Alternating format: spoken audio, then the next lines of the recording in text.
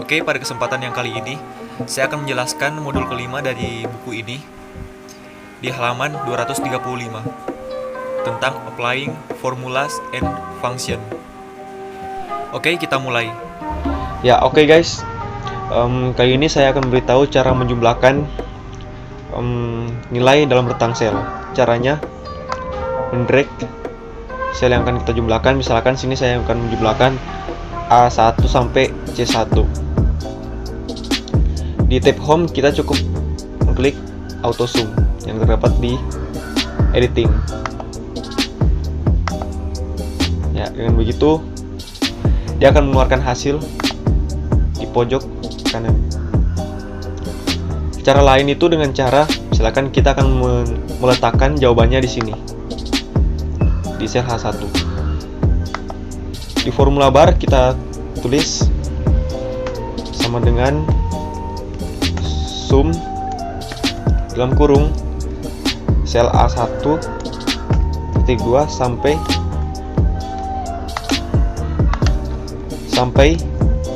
C1, enter. Nah, dia akan ketemu hasilnya di sini. Oke, selanjutnya saya akan beritahu cara menghitung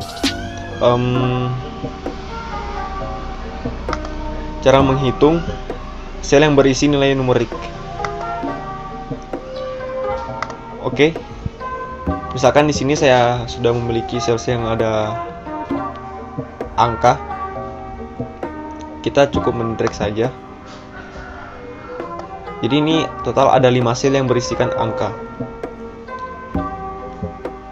Caranya di bagian editing kita pilih count numbers. Jadi dia akan muncul hasilnya di sini. Ada 5 sel yang memiliki angka. Ya, selanjutnya untuk menemukan rata-rata, itu kita drag dulu data yang akan kita temukan rata-ratanya, A1 sampai E1. Di bagian editing di tab home kita pilih yang ini, average. Rata-ratanya adalah 30.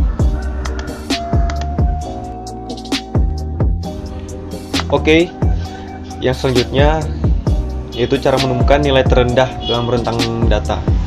Misalkan di sini nilai terendah adalah 10. Kita drag 10 dengan yang lainnya. Sama dengan tadi di bagian editing di tab home kita pilih min. Ya, dia akan menemukan 10. Jika misalnya ada yang lebih kecil dari 10, misalkan 5, dia akan berubah menjadi 5. Jadi bagaimana kalau mencari data tertinggi?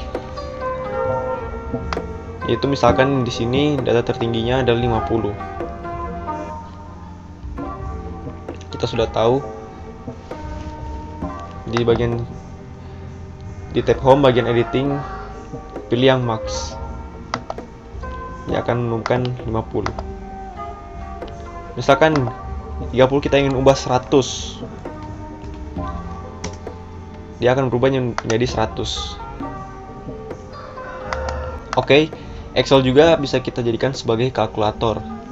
Misalkan di sini saya akan menjumlahkan sebuah angka. Kita tulis dulu sama dengan dulu. Misalkan kita akan menjumlahkan 5 ditambah 5. Enter. Hasilnya adalah 10. Bagaimana dengan dalam kurung 3 dikurang 3 dalam kurung dikali dalam kurung 33 ditambah 50 misalnya. Hasilnya adalah 0. Betul. Karena di sini 3 kurang 3 kita dapat 0 dikali dengan hasil dari angka yang di sebelah. Hasilnya adalah 0. Oke, selanjutnya saya akan memberitahu cara memberi nama pada sel atau rentang sel. Misalkan A1 ini saya ingin mengganti. Misalkan saya ganti saya. Enter. Nah, A1 ini menjadi saya. Ya, jadi fungsinya untuk apa? Misalkan sini saya ganti ganteng. Oke. Maaf. Saya ganti ganteng. Bentar. Fungsinya buat apa? Jadi misalkan saya ingin menjumlahkan rentang dari saya ke ganteng. Di sini saya tulis sum dalam kurung saya titik 2 ganteng. Nah, enter. Dia akan menemukan hasil 60. 10 tambah 20 tambah 30. 60. Oke. Selanjutnya, bagaimana dengan rentang sel? Apakah bisa diberi nama? Tentu saja bisa. Misalkan di sini A2 sampai C2 saya ingin berikan nama misalkan hebat. Enter. Fungsinya untuk apa? Agar simple.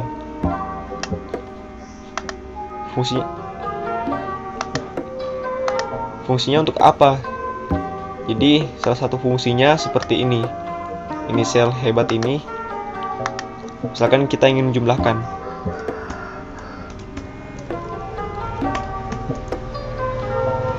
Kita tulis saja hebat. Dan kurung enter. Dia akan terjumlah dengan sendirinya. A2 sampai C2 120. Oke. Selanjutnya saya akan memberitahu cara memasukkan rentang data ke dalam formula. Misalkan saya ingin menjumlahkan semua data yang ada ini. Di sini saya cukup menuliskan sama dengan sum dalam kurung. Kita cukup mendrag saja dari A1 hingga E2. Tutup kurung, lalu enter. Hasil dari semuanya ini adalah 300.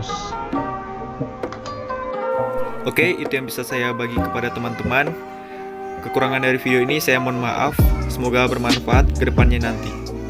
Terima kasih.